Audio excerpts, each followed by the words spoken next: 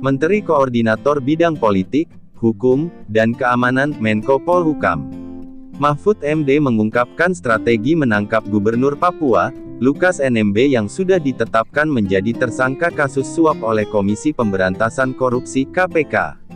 Masa pendukung Lukas NMB di Papua yang kian susut dijadikan strategi bagi aparat melakukan penjemputan paksa. Lukas NMB sudah lama ditetapkan tersangka oleh KPK. Ia ditetapkan sebagai tersangka kasus korupsi sejak September tahun 2022 lalu. Penyidik KPK sudah berkali-kali melayangkan surat panggilan kepada Lukas untuk diperiksa.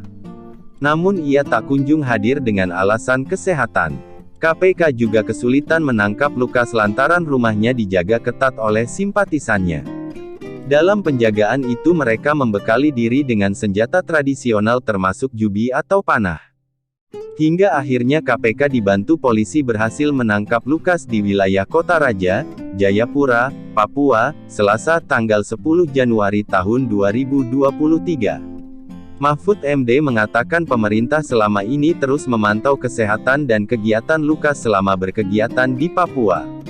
Hingga pada akhirnya KPK memutuskan menangkap Gubernur Papua itu pada Selasa tanggal 11 Januari tahun 2023. Sebelum penangkapan itu, kata Mahfud, aparat sudah mengukur dan menghitung jumlah pendukung Lukas dengan melihat transaksi pesanan nasi bungkus untuk massa yang kerap berjaga di depan rumahnya itu. Kita punya juga catatan dari catering untuk makanan yang suka duduk-duduk di depan rumah itu sehari turun, kita menghitung tiap hari ada catatannya sehingga nangkapnya lebih gampang, kata Mahfud di Kompleks Kemenko Polhukam, Rabu, tanggal 11 Januari tahun 2023.